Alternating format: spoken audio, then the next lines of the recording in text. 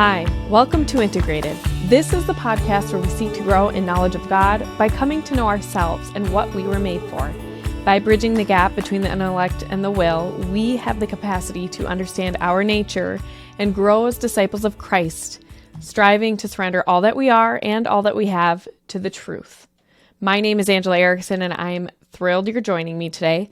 I first of all want to apologize that this didn't get published last week, but I promise I'm going to make it up to you.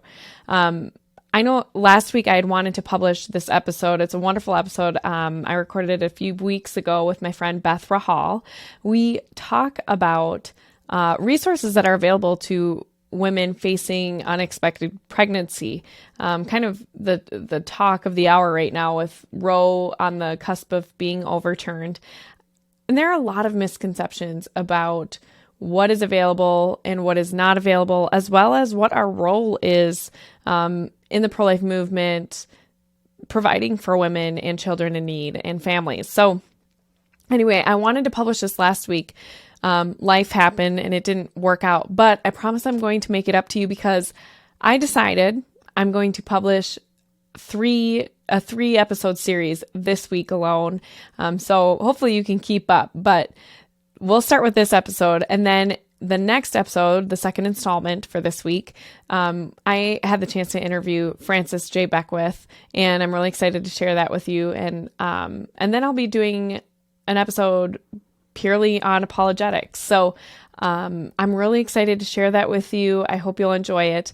But as we prepare to dive into this episode with Beth, she's lovely. I think you're going to really like what she has to say about this issue. I don't know anybody actually who has as much knowledge about the resources available to women. She has literally spent years studying this and developing materials to share that information with other people. So please, if you haven't taken the time, go visit her website, allayresources.com, I believe. And I'll definitely put a link in the show notes so you can find it. There's just so much there. And I know I've already had people asking me about formula or, if I need formula, which I don't, thank you, but I don't, or where they can bring formula or things like that. So this is where you're going to learn how to support women and children in need if you don't know how to do that already. So if you have any questions that you want me to hand along to Beth or anything, let me know. Feel free to send me a message. Otherwise, make sure you go visit her website. She has so much there for you, and she is she's extremely responsive. So thank you for tuning in today. If you haven't already, please subscribe, hit like, share, do all the things, especially for those of you who have friends that are calling you pro-birth. This is a great episode for them to see that we are not just pro-birth. We are actually pro-life.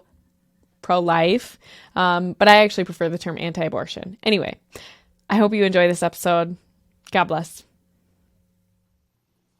Hi, Beth. Thanks so much for coming on to Integrated today with you and your little buddy, Ben, there. Would you mind telling our listeners a little bit about yourself and how you got involved in pro-life work? Well, thank you for having me.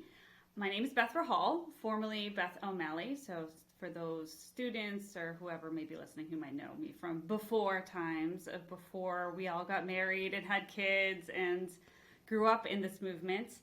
Well, I am a cradle pro-lifer. I have been one of those pro-life my whole life. My grandmother, Cora Donovan, was a pro-life advocate in Massachusetts back in the days of Mildred Jefferson, and she had 9 children, and then she instilled that in her children. And my mother, Kathleen O'Malley, had 9 children and instilled that in her children. And then along came me, and I was like, this is my movement. This is the thing that I want to do.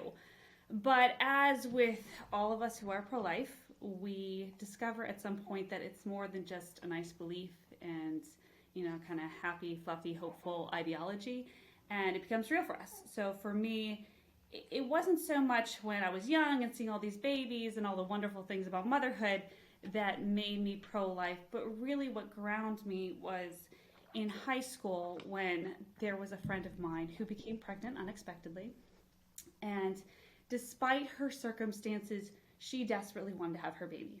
She knew she was having a baby girl. She named her Victoria. She was so excited to be a mother despite all of the odds. But the odds were against her, and it was not going to be her choice, no matter what she wanted in her life.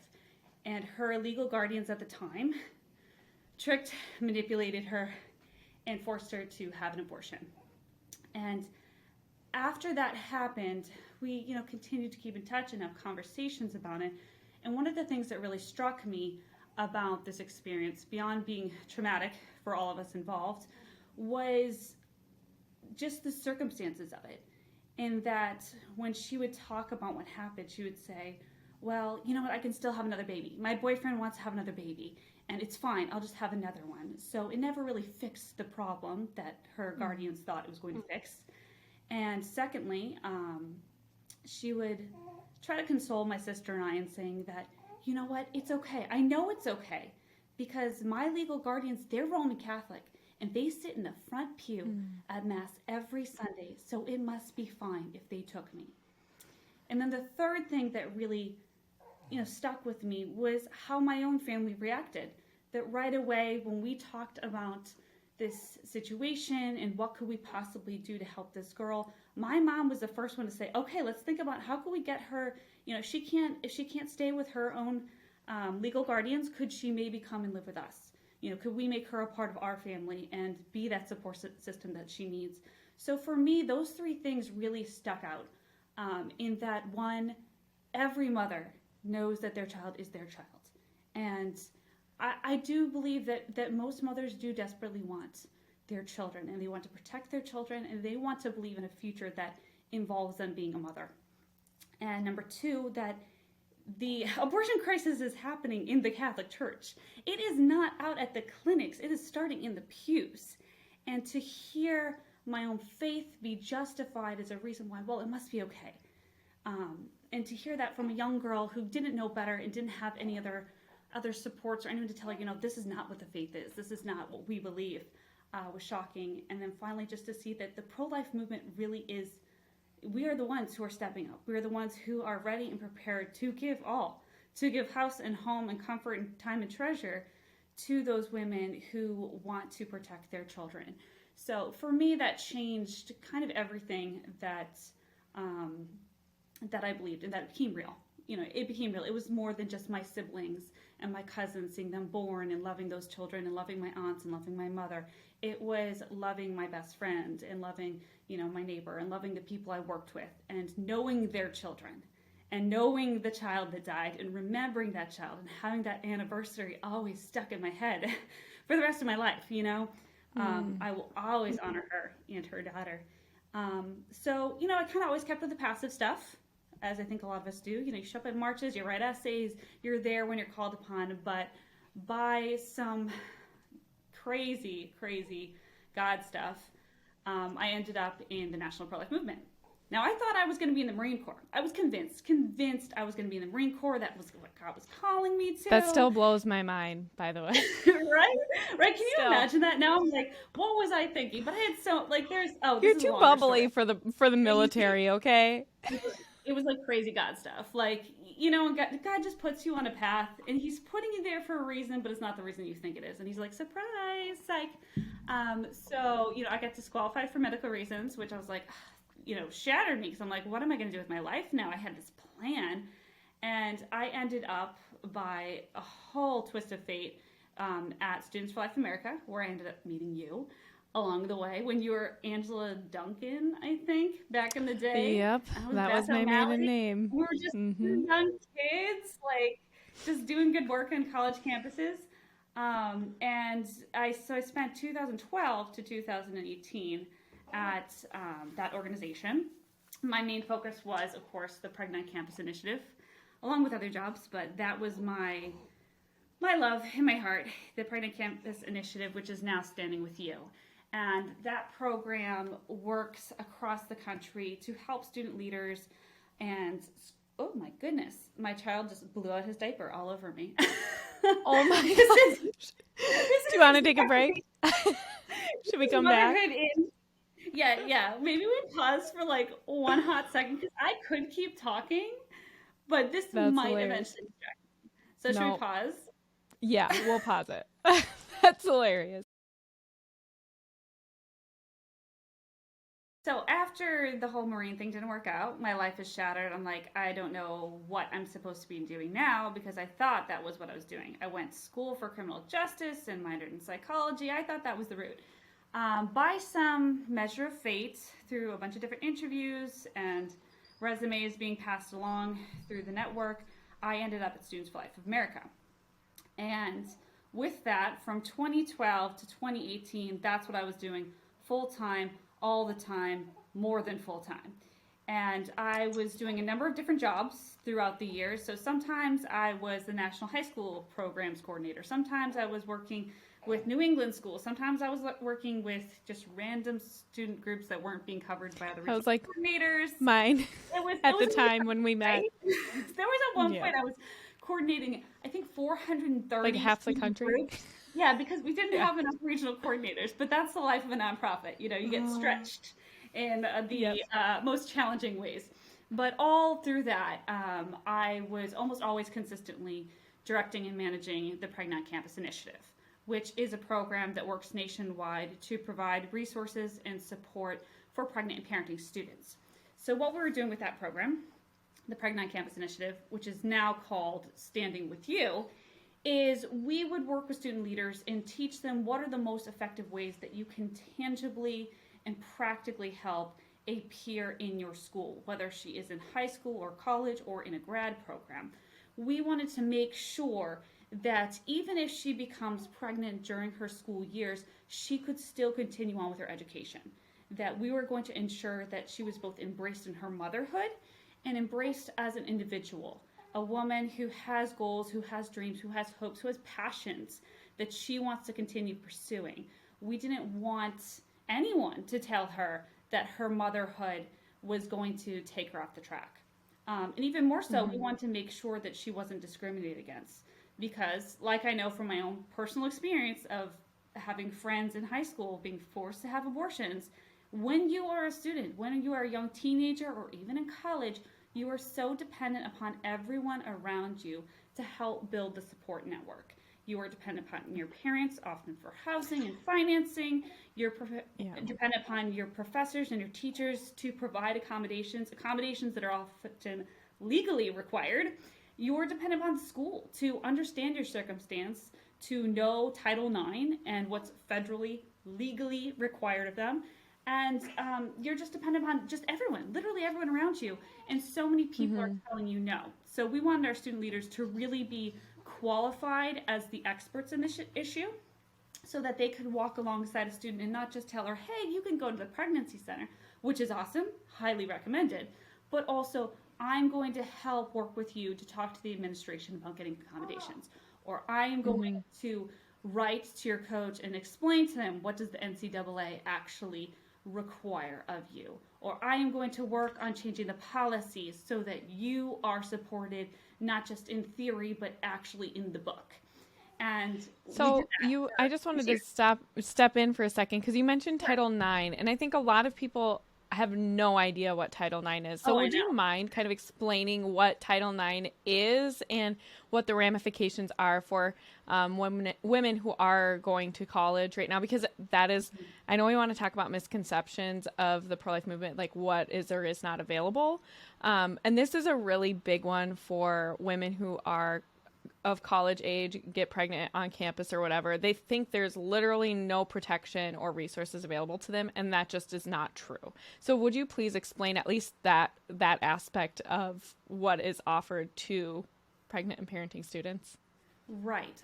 Title IX is most frequently understood as a gender equality law, as a law that was put in place to protect women in particular from sex-related discrimination in educational systems. Now, it came about in the 1970s and was particularly focused on sports. How do we make sure that women athletes were getting as many resources and support as the male athletes?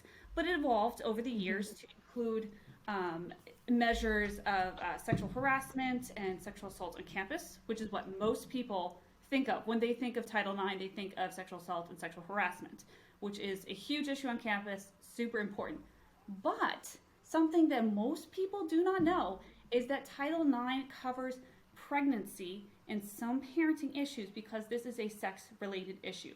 pregnancy only impacts women. And so there are particular accommodations that are necessary to ensure that women can continue in their education despite being pregnant, or later if they are breast pumping or breastfeeding with their child. And there are measures that are put in place under Title IX that cover not only the accommodations, but also ensure that no woman experiences any push out or discrimination. And it covers any woman in an educational system that is covered under federal grants. So this is not just college, which is a huge misunderstanding. This can also be middle school, high school, college, grad school. So it could even be a summer educational program that's being offered through your university or through your high school. If your school receives federal funding, you have to abide by Title IX. So what we do with Title IX is really examine what kind of provisions are allowed for her. So if she is an athlete, even a captain on her team, she can't be kicked off her team because of pregnancy. If she is in honors clubs or even the president of her class, she can't be kicked out of leadership positions because suddenly pregnancy is an embarrassment to that honor or that role in her school. If she is in housing on campus, they can't say, well, you're now a liability, so we can't have you live here. No, that's not right. She's allowed to stay in housing even if she is pregnant, whatever term of her pregnancy. There's a number of different rights that we could go down. It's literally like a 4-hour lecture that we could address that are going to protect her. So a lot of students don't realize this, and a lot of students immediately panic that they're going to lose their sports scholarships or their academic scholarships or their honor roll positions, whatever it may be, and they think that that support's not there for them, that that protection is not there for them. So by just knowing this kind of information, this is a resource. Legal information is a resource. Right. And by knowing this information and being able to communicate it to those who most closely serve these students, so teachers, professors, coaches, administration, even the Title IX coordinators themselves, we are able to really break down those fears and the stigmas and the misconceptions that students on campus have regarding their pregnancy and their educational opportunities. And then we take this a step farther, and it's important that we're training people who work at pregnancy centers, at maternity homes, adoption agencies, those who are first coming in contact with her, so that they can help break down this stigma as well and make sure they are honoring her as a woman and as someone with passion and someone who wants to achieve their educational goals, honoring her first and embracing all of her and protecting the things that are most important to her. Her baby is obviously the crown of all of these things, the most important achievement she could possibly have, but there are all these other important parts of her identity that have been a part of her identity for much longer than motherhood has. Especially when we're talking about students, the student identity has been with her for 12 plus years, and her motherhood identity has only come on to her in 3 weeks. When we're talking about finding these different identities and trying to figure out where to prioritize, the student identity is going to win out. And if she has these stigmas and misconceptions and whatnot and doesn't know her resources, that's what's going to win at the end of the day. So trying to find those pieces of the puzzle to make her motherhood identity important to her. Yeah. Oh my goodness. There were a lot of things you touched on there that I wanted to kind of pick apart, but let's talk about what some of the bigger misconceptions are. I mean, you mentioned some other resources that are often available to women, including pregnancy centers, maternity homes, things like that. So outside of the scope of Title IX, what else is available to women, and what can we do to get get plugged into that so that we're doing our part here as members of the pro-life movement to support women? Because we're often accused of being pro-birth, which... yeah, I'm pro babies being born, but it doesn't end there. It's so dishonest. And I think, my hope is that people will walk away after listening to this episode going, oh my goodness, there was so much more than I had even any idea about. Because you and I have both worked in the pro-life movement for a long time. I ran a pregnancy center for 2 years. So I know there's so much more out there available to women, but you are the queen of knowing all this stuff. So I would love to hear from you a little bit more about some of these other lesser known resources that are available to women. Absolutely. So I think most people are very comfortable with talking about pregnancy resource centers, maternity homes, and adoption agencies. And frankly, I was the same way. When I first entered the pro life movement as a professional in 2012, I only knew of those things. I didn't even know Title IX. And it came as a shock to me when I really started to dig into what is out there, all of the different organizations that have very unique missions that can serve the clients that we're working with or friends and family members. So, as a pro-life movement, we get pigeonholed into this pro-birth, that you only care during and after in only those immediate months, that you only care about the pregnancy centers and the maternity homes and the adoption agencies because that's what's going to get her to choose life.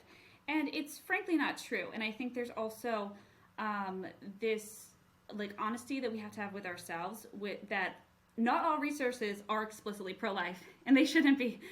We should be a society that is willing and eager to help each other.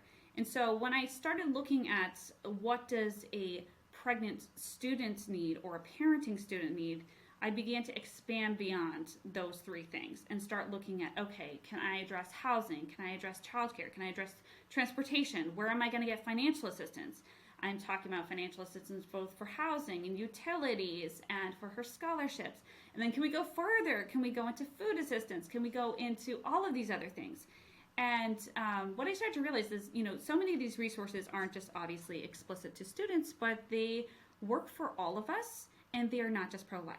So when we look around the country, we see that there are, around 600 Planned Parenthoods that are serving women in their various healthcare and abortion needs. And we can debate all day about the frustrations and anger that we have towards that, but if we look hopefully around those clinics, look beyond the Planned Parenthoods, you're going to see approximately 3,000 pregnancy centers. You're going to see about 400 food banks and over 60,000 food pantries in our country. You're going to see over 400 maternity homes. You're going to see 1,400 plus community health centers and lookalike health centers. You'll see that there are support groups out there for women who have suffered a childbirth trauma. Groups that are actually teaching women what are their rights in childbirth and how can they advocate for themselves. You'll see groups that are dedicated solely to single parents or to single fathers. Groups for women who experience hyperemesis gravidarum or other really difficult prenatal and pregnancy diagnoses. You have groups like Be Not Afraid that are serving those families who receive fatal or really difficult prenatal diagnoses. You have groups out there that are for families in the military, for families who are working parent households, for families that are involved in specific church systems. There is so much out there. It is insane. And when we really start to kind of chip away at the different concerns and fears and needs that she has, there are ways that we can fill that need. There's a safety net there. It is not a perfect safety net. There are holes in the net people fall through. We don't always get everything that we think that we need.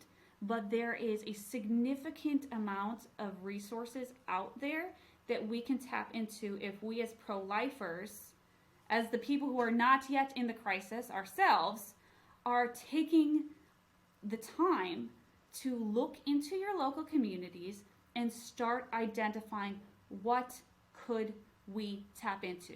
What could we invest in more? What could we be volunteering for more? And where can we be referring people to more? Because, a lot of us get very comfortable, I think, in our beliefs. I know I do all the time. I get very comfortable in my life at home with my kids. And, we forget to do that work sometimes. That sometimes it takes us making phone calls, looking up online, going and visiting these local places to make sure that when the time comes, when you are called upon, and when there is someone standing in front of you and saying, I need help, are you going to be prepared with those answers? So what I've done over the last... I was going to ask, where would be like the best places for somebody to go and find those resources? Like what would you recommend kind of as a quick, if you're looking, where would you go? Oh, it depends on what you need, but I'll give you some major ones. So one of the things I realized really early on is if you try to microlist every single possible resource in every single city, you would lose your minds.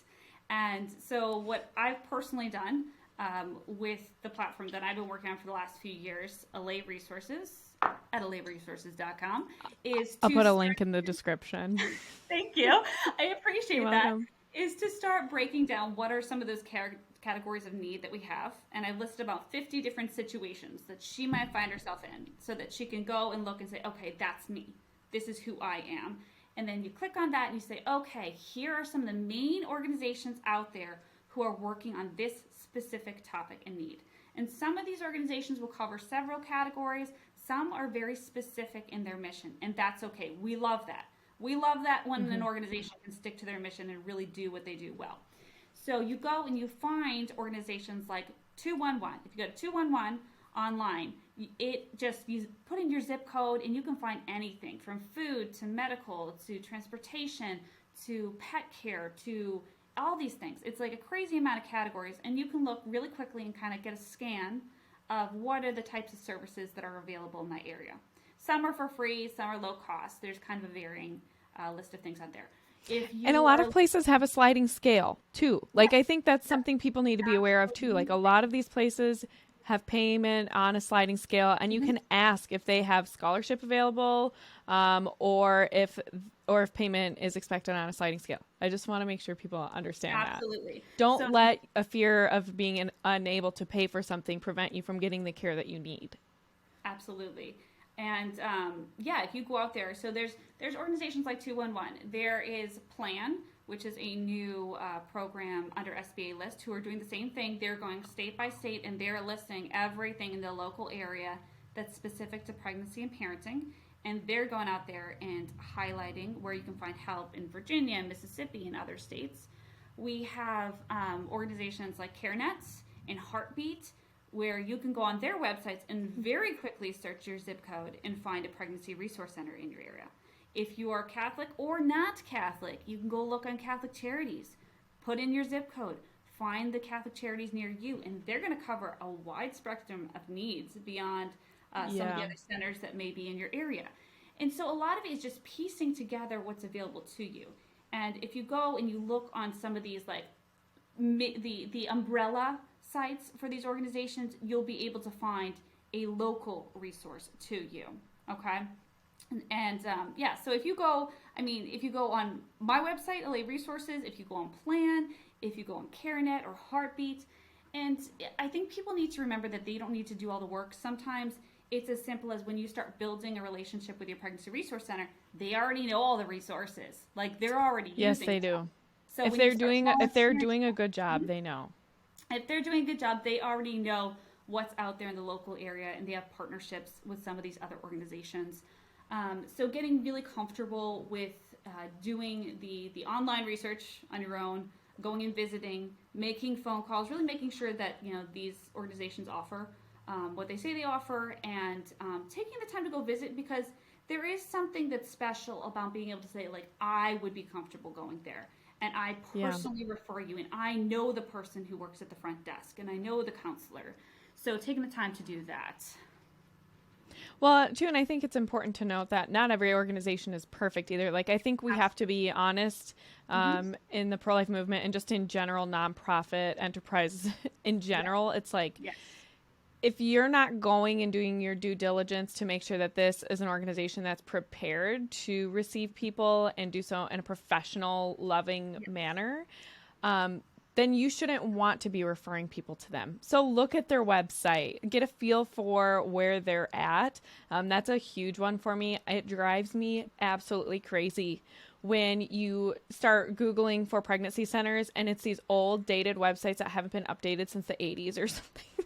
You know what I mean? It's like they're hard to navigate. But we also don't want to judge them based on the website. And a lot of them it's true. So I will give credit where credit is due. That's true. That's so true. But also, like, people looking for resources.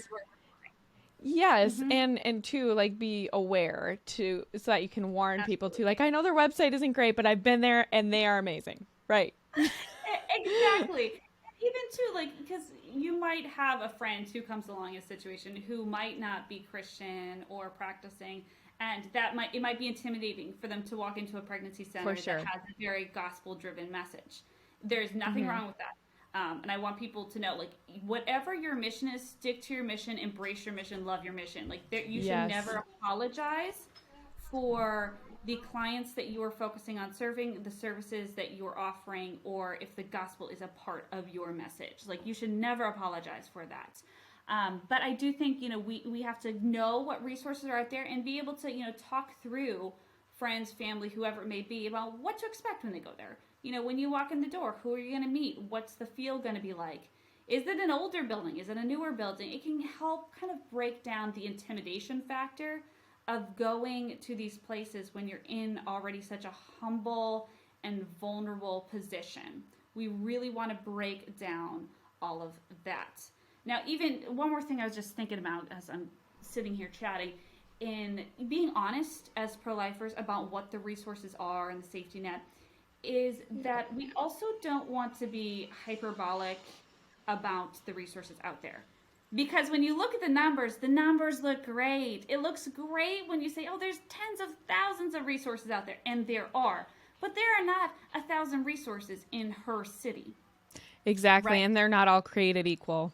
They are not all created equal. And not every area is as blessed with resources and support as others. So we do have to be honest about that. Like, there's something about being hopeful and excited about all that's out there, but we also have to make sure that we're being honest about what's available in our area. And, there is, again, nothing wrong if there's only 3 good resources out there, if they are awesome. Like, if you go and you look, like, you don't need to have a dozen resources to help someone through a difficult pregnancy situation or parenting situation. Finding support is really dependent on narrowing in on what does she need. Not what I think she needs, but what does she actually need, and finding what organization is going to help match that for you.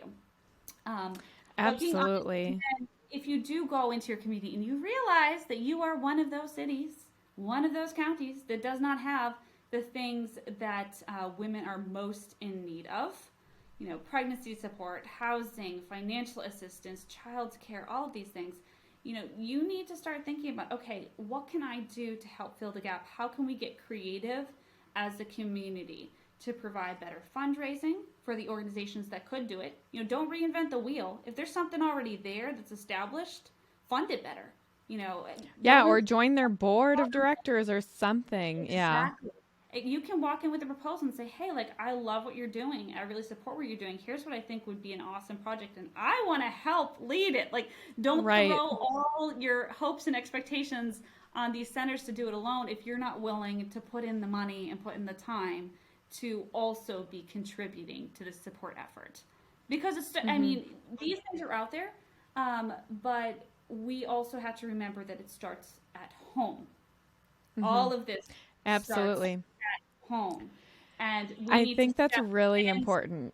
10 paces back and look at what are we as a family willing to do first, and having those really kind of awkward, honest conversations with your partner, your spouse, with your other family members, whoever you're living with, about what are the resources that we have, what are the boundaries we have, any concerns we might have about welcoming people into relationship with our family, whether we know them or we don't, and start to spell out together where can we step up. Because for some people may have an extra room. Some of you may be landlords, and you might have an extra apartment that you could offer at a discounted price, or maybe your church could pitch in and cover rental assistance for someone in one of your apartments. You may be the type of family that, like, you're more than happy to, provide childcare for free for other women because, hey, you're already a stay-at-home mom, so might as well throw a few more babies in the mix. Start thinking very honestly and creatively of how can we do this at home before we go out depending upon everyone around us. And, we're not all perfect. You cannot be all things for all people. That will burn you out, and that will make you, an impossible support system as well. Like, you will crumble if you try to be all things for all people.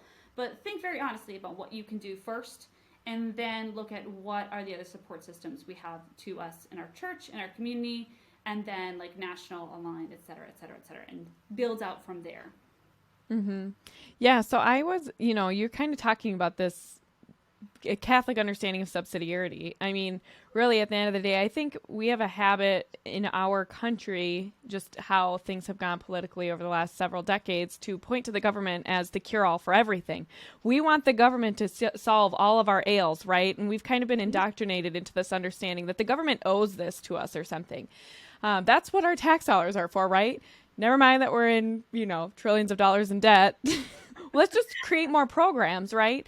And I don't know about you, but I think the federal government is extraordinarily inefficient and is horrible with our money. So, and I think that, sorry, that's just my personal opinion. I get there might be a proper balance somewhere. We just haven't found it yet. And that might be the case too. But I think it's more important right now, given the state of our country and economically speaking, politically speaking, to really focus at home. And this has really been the teaching of the Catholic Church since the beginning, right? This question of subsidiarity. I mean, you always have localities closer to home have more authority than those and have more involvement in your life than those the further away that you get. And that's why it is really important to be involved in your local community, right? And that's why it is important to really start evaluating what are the gaps in our community and how can we fill them at home and in our immediate community and then in our county, and then you sort of build out from there. So kind of with that in mind, you sort of mentioned this a little bit, but like, what are the things, maybe if you were to guess, and I know I'm kind of putting you on the spot here, but if you were to say, like, what were the top 3 resources that women should have available to them or that are of the most need to women facing an unexpected pregnancy, what would they be, and how would we go about evaluating whether or not our community has that to offer and how we could start filling the gap if it's not available? The 3 most critical resources that you are going to hear every single time: housing, childcare, financial assistance. And those are big and scary. When we're looking at housing, you can say, okay, well, we have low income housing offered through the government. There are maternity homes out there. There are homeless shelters. Those are not always appropriate. Sometimes they may work, but they are often not appropriate for a mother. And especially when we're looking at abortion vulnerable and abortion determined women, the women who are going to get abortions already have at least 1 children.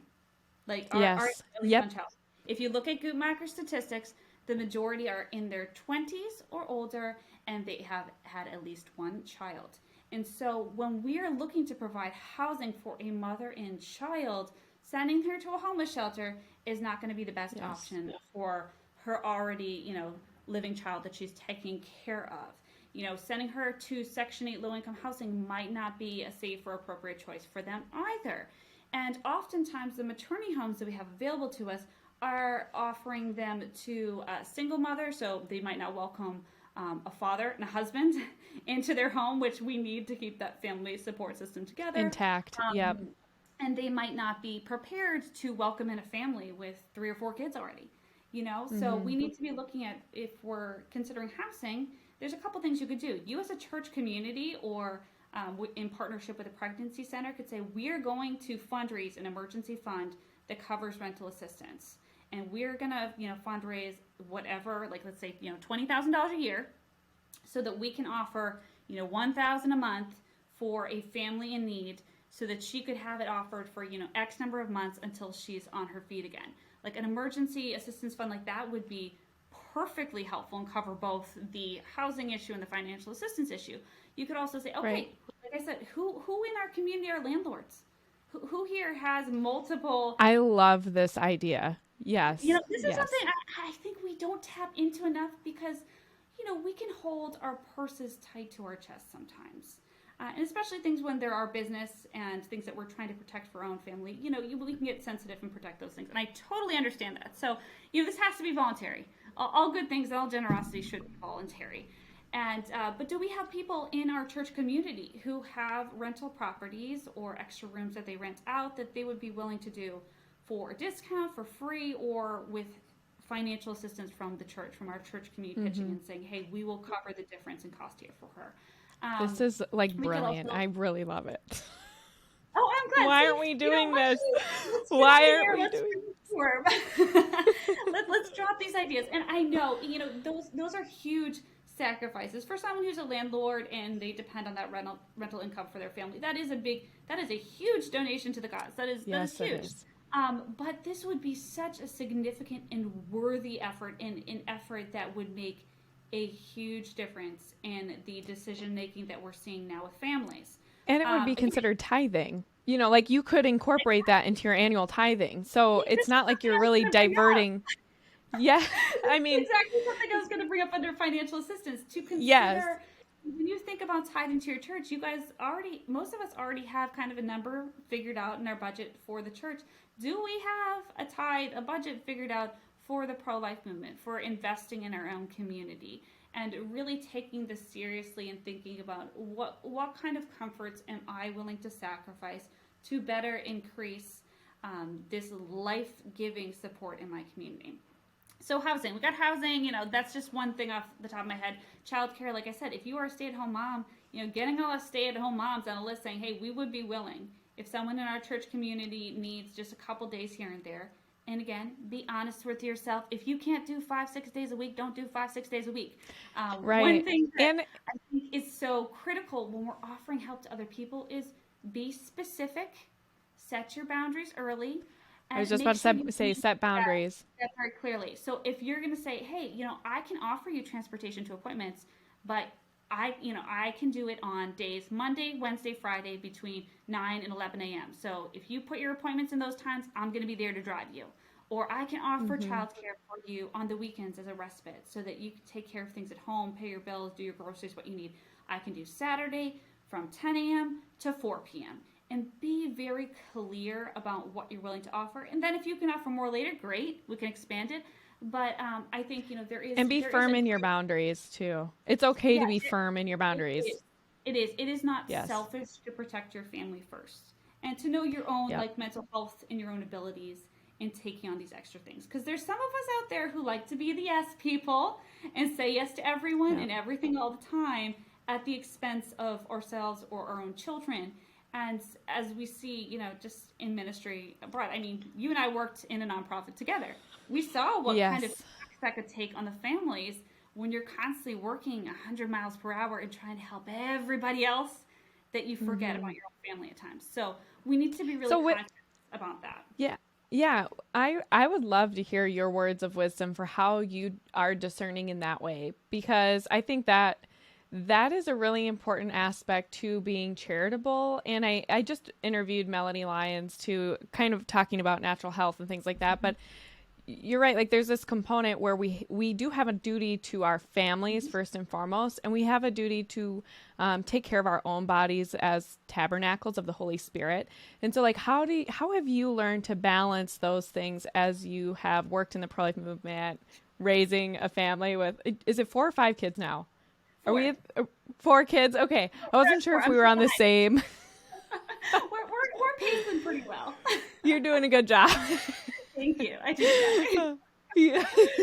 So, I mean, like, what are some skills that you have done? I mean, I know for me, it's helpful to talk to my husband because he's so much more realistic and practical than I am. Same. Um, Absolutely. yeah. you know, I think it's important to have somebody who will speak honestly to you and tell you, like, you're overwhelmed, you need to cut something out. But like, what else do you do to sort of have those appropriate boundaries for yourself and sort of also still be giving and charitable? This is a topic that, I mean, it's been on my heart for probably the last 5+ years or so, because it's Yeah. something I've personally matured in. When I first started working the movement, I was putting everything into it all Yes, the you time were. at the expense Yes. of, my marriage, and at the expense of time with my children. And there came a point, towards the end of my professional involvement, when I realized I was just struggling so hard. Like I was not available to my husband. I had postpartum depression so bad after my daughter. I couldn't be of Mm, service to anyone. And yeah. when you burn yourself so far for the mission, you forget sometimes that your mission is at home. That we must go home first and love our families first before we can go and care well for those others around us. So for me, in 2018, I kind of had that like humbling on your knees moment where I said, I am 2020, depressed. Oh, I am falling apart. Like I yeah. can't. The work has no joy anymore. Even it did, but everything was just. It felt like everything was falling apart, despite all of the highest of highs and the greatest of victories for my career that year. Um, so in 2018, what I ended up doing, which I know not a lot of people have the option to do, I left. I told myself I am going to leave, and it was a pretty shocking, like, okay, like I have come as far as I can go. Yeah. And I told myself I am going to take a year from 2018 through 2019 of that next year, and I am going to pray. I'm going to be quiet. I am not going to involve myself in ministry and advocacy and service as much as like my heart Oh, that had to be desperately so hard for wants. you. Oh Yeah. man, me. It's hard, Yeah. because I get fired up about this You are stuff, a and doer. I get so upset about not being helpful to others, even if Yeah. it's at my own expense. But, my husband, obviously, just like yours, was very upfront about the kind of challenges that were coming into play of, investing so much time outside the house without investing this time at home. And so I Mm. took a year off, and I really just prayed. I love St. Benedict, so he's kind of my boy in that time, where it's like, ora et labora and absculta, like be silent, just pray and be still. Don't try to be the voice in the room. Don't try to, force myself back into ministry when I hadn't really discerned what impact that would have on my family. And so for me personally, I ended up deciding, like, okay, right now in this season with my children being born and growing, like they need me at home. I have to be at Mm-hmm. home first. And, it would not be responsible for me to go back into a working position when my my personality would be to do the same thing all over again. So it had to be, for me, it had to be a heartbreak. And what I realized that come that next spring, the Reproductive Health Act was all fired up. Everybody was angry about New York. And, I realized, oh, like I still love this. It is still in my heart, but I don't care so much about the signs and the bullhorns and the anger and the vitriol that kind of comes with the abortion debate. And I think we're That's all at so the moment. true. For different seasons in life, we have different places where we can advocate well, and it doesn't mean those things are more or less valuable. That we have to take a very honest look at where we are at personally, how our views might have changed, and where our passions and talents lie. And for me, I realized I'm like, I still love resources. I still love it. I love talking about this stuff. I love talking about Title IX. I like training centers. I like working with people on their individual projects. And so the funny, so of course I was like, when that all was going down, I made a bunch of graphics, like I always do, about like, here are the top resources that you can have in these categories. It was basically Allay Resources, but like micro version. Like, here's a taste of what I can Mm-hmm. do. And what happened was that one got shared almost 10,000 times. It went viral on Facebook. Like little old me doing nothing after being silent for a year, That's thinking amazing. like thinking I'm done with the movement, thinking like, I have no value anymore to contribute to the conversation. Like I've done all I can. And so for me, that was kind of the trigger of like, okay, there's still value there. There's still good there. So, right now I just work on my own platform. Sometimes I'm silent and I step back because I'm like, I know I'm getting too involved. A lot of times when I'm not Mm-hmm. posting things, I'm consulting with people or doing trainings or things like that that are quiet, that are behind the scenes, things that trainings where I can hold the baby and the baby can poop all over me and we can still keep doing the good work. Yeah. And that works. Yeah. Like, you don't have to be out on the sidewalk and be visible to be effective. You can be a stay-at-home mom Absolutely. helping Yes. your Thank own you. family in your own mom group get through a difficult situation. You don't have to be out there with the big name, the big voice, the bullhorn, the platform that everybody knows. It's the good people who are behind the scenes doing the work that are getting it Yes. done. And I think too, yeah, I had the same when I left my professional life. You know, I sort of you have this you have to come to terms with your identity. And I don't know about you, but I sort of realized that so much of my identity was wrapped up in my work and it was not wrapped up in my motherhood. And I had to be really honest with myself about that. And that made coming into motherhood full time, so to speak, being home with my children, I realized how resistant I was to that. And I always thought, like, intellectually, this is not okay. This is not okay. This is a part of my nature. This is my primary vocation. I need to lean into that, even though it is invisible, because working on a national level, there's a lot of good and bad to it. The bad part is you kind of see the ugly in the national level, and like the scales kind of come from your eyes. I remember when getting into the pro-life movement on a national level, being like, oh my gosh, this is amazing. And then like 6 months, it is amazing, but there's a big but.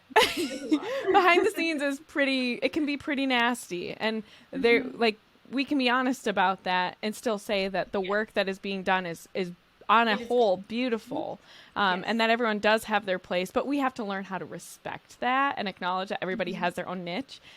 And that means that people are going to do that a little differently. Don't try to force people into roles, into jobs, into ministries where their passion does not lie. Like that was all the time where we would try to really encourage certain students or certain community leaders, like, you should be doing this, when really their heart lay elsewhere. And I think when you're coming to terms with your identity, like both where your position is in terms of your vocation, but also like where do your passions and talents lie? Be honest. Don't go into lobbying if you hate lobbying. Like, don't be knocking on doors if you absolutely cringe at the thought of picking up a phone and talking to anyone. Go somewhere where you will thrive and do the most good. Right. And a lot of that falls into our own personal experiences, our own history. There are oftentimes wounds that can be transformed, and tapping into that and grieving that and making peace with that. But also just know what you're good at, and really be proud of that. Because I know for me, there was that grieving process and honestly some anger trying to come to terms with who I am and my identity and where God wants me now. Where God wants me now. He wants me at home holding my babies now. He doesn't want me on a plane holding my babies. Like, he wanted me at home. And there was that grief and that anger because, it feels like you're sacrificing so much when you shift from what everyone's telling you to do or where you feel you're getting the most acknowledgement to where your good is best served. So we have to make peace. And you don't have to figure it out all at once. Like, I took a full year and I'm still trying to figure it out. Like, where do I serve best? Yes. And I'm still saying no a lot of the times when I hate saying no. I hate disappointing I know people. Exactly what you mean. That it's okay that there is someone else there who will fill that spot and who will rise up, who best serves that spot. And when you find your niche, whatever it is, like, you are just going to completely blossom in it. Like, God will do so much. He will bless it. He will bless it. And it's funny that you say that. Yeah, after I left LifeSite News, probably a year later or so, I was offered the position as a lobbyist for a big pro-life organization here in Minnesota. Mm-hmm. And when I say big, not in terms of numbers, but pretty well known, out of the blue. And I remember it's so funny because it completely intersects with what we're talking about. Because I looked at the director after he offered me the position and I said, I've spent the last year learning how to be little. And he was so confused by that. I could see the look on his face, like, what a weird thing to say, but that's, but when you come out of the national level, not because it's so like big and cool. I mean, it's a pro-life movement. It's a very small niche, let's be honest, but it's kind of like, it's so cool, but it's really big deal. Clapping each other in the back, taking the photos with the same old people at every single event. They still use photos of me and you on the Supreme Court steps. I get such a kick out of that one. That particular image makes me smile every time because I'm beaming and you're just like, yeah, I know. Every time I see it in a publication, it makes me laugh so hard. I'm like, those were the days. Yes. I should put a picture. I should find one and post it with this. But yeah, I think there is something to that. And that speaks to our pro-life work too, because as mothers, especially, like, your pro-life work is within your home, but that doesn't mean you'll never be called outside of your home to do pro-life Absolutely. things. And that doesn't mean you have to be working outside of the home. But learning and showing your maternity, whether you are physically, biologically a mother, or you have a mothering heart because that's how God made you as a woman, especially. And I know that there are men listening to this too, but there is something unique about motherhood and taking people in and nurturing. But then you fathers or men, those of you with that masculine nature, you need to go out and be providers and protectors. Like, those women need you too. And our communities need that. We need more of that balance, properly ordered. Both, and it does start at home, right? Like, it has to start at home because you can't give what you don't have. And if there is no order in your home, you cannot bring order outside of your home. Absolutely. If you are not serving well first as a spouse and as a mother and keeping that family foundation strong, how are you supposed to model it for others? How can you possibly convince anyone to take on motherhood if your own motherhood looks broken and like a hot mess? No one wants a piece of that. It's not attractive. No. It's not attractive. And I think that, I know particularly for our generation and just kind of what we see nowadays is like there's this thought that, oh, you have to have a dream and you have to be doing something big with your life and so influential. And the thought of even letting go of something that seems like the big old dream. Like when I was doing my previous job, I thought this was what I was going to do for life. Like I was fully convinced. I'm like, I'm going to do this forever. Like this is the best. There couldn't possibly be anything better out there. But we have to really trust that God will put us where he needs us. Like, I know for so much of my life, I try to kind of fight God and what I think I should be doing versus where I actually serve well. And, we are humbled to our knees, but then that's where you find the peace and that's where joy really starts to rebuild itself. And I think, where we are in this season, just really trying to embrace motherhood and love it again. Because sometimes it wasn't so fun when, you're out rushing around trying to do all the other things and kids are hanging on your knees. But really embracing where we are at now and our identity in God first, and then our identity and our vocation and our spousal relationship and those things second, and focusing at home before you go on out and do all the other good stuff. And it's all still going to be there. Like the train is not going to pass you.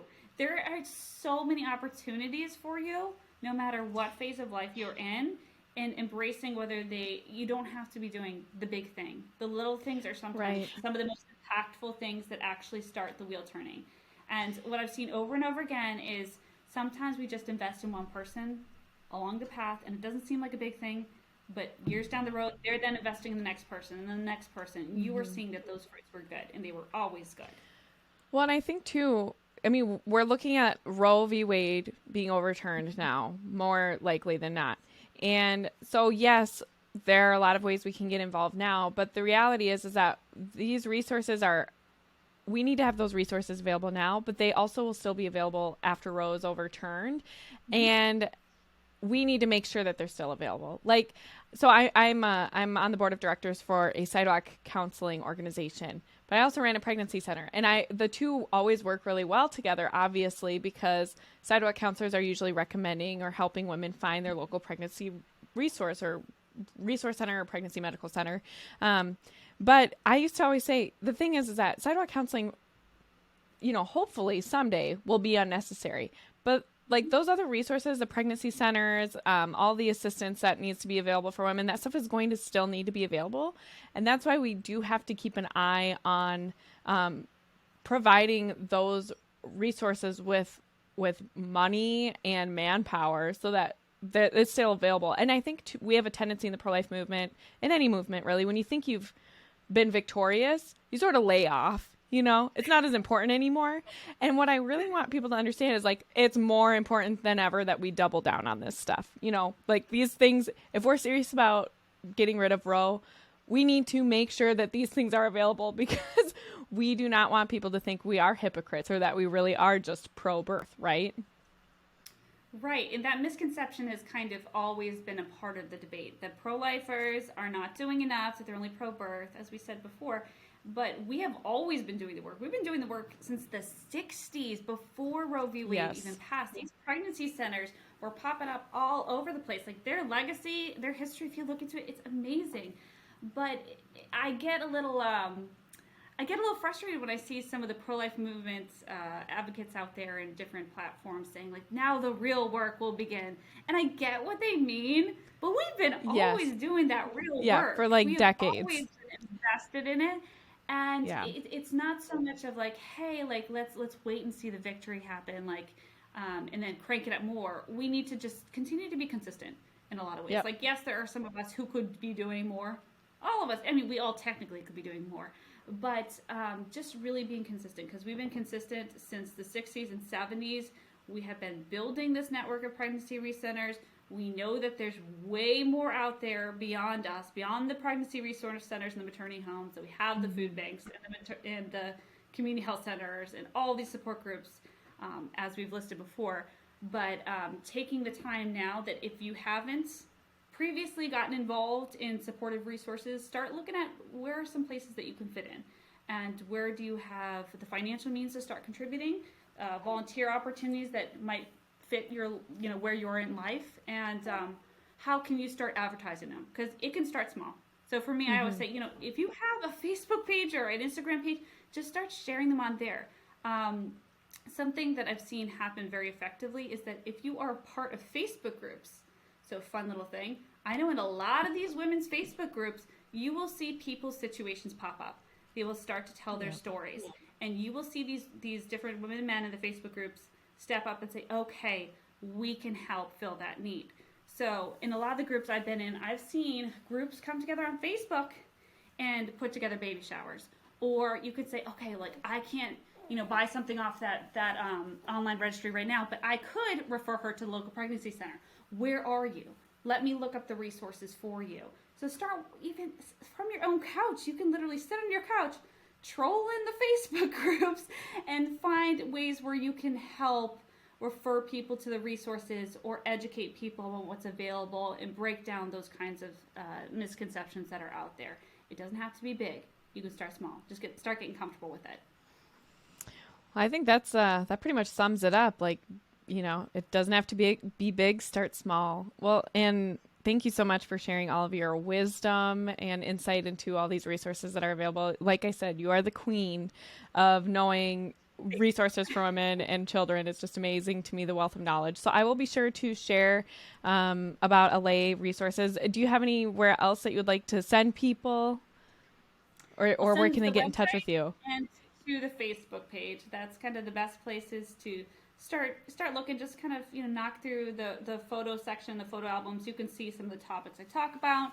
If you go on the website, go look through the resources index and get an idea of what are those types of situations that are out there that you will run into, not just in the pro-life, abortion vulnerable world, but just for families in general, the types of resources that are there. So check out those resources.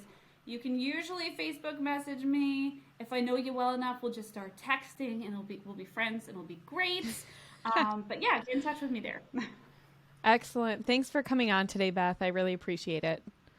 Thank you, Angela. If you enjoyed this episode of Integrated, please like and subscribe here on YouTube and your favorite podcasting platform. Integrated with Angela Erickson is on Apple Podcasts, Spotify, Google Podcasts, and more. Check the description box for how you can connect with me on social media, and if you are so inclined, prayerfully consider supporting Integrated on Patreon to help offset the costs of production. Thank you for listening. Don't forget to live life integrated. God bless you.